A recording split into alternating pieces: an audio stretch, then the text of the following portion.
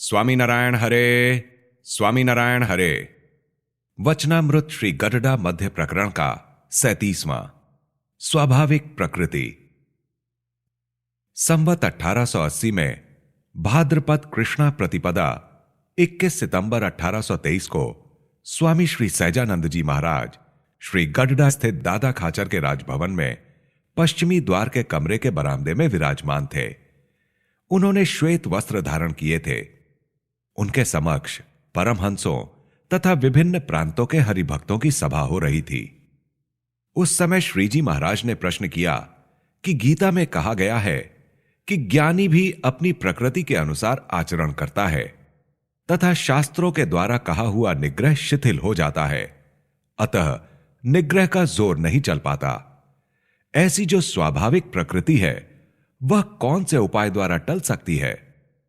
इस प्रश्न पर समस्त मुनि मंडल ने विचार किया, परंतु उन्हें श्रीजी महाराज के प्रश्न का समाधान करना संभव नहीं लगा।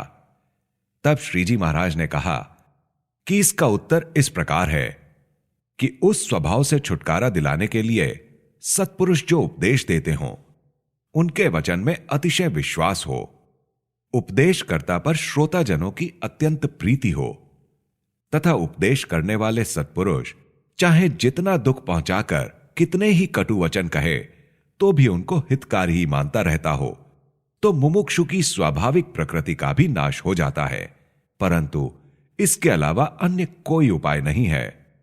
इसलिए जिसे अपनी प्रकृति को टालने की इच्छा हो, उसे परमेश्वर तथा सत्पुरुष उसके स्वभाव को टालने के लिए चाहे कितना ही तिरस्कार करें और चाहे कितने ही कटु वचन कहें तो भी किसी प्रकार का दुख नहीं मानना चाहिए, परंतु उपदेश देने वाले के गुणों का ही ग्रहण करना।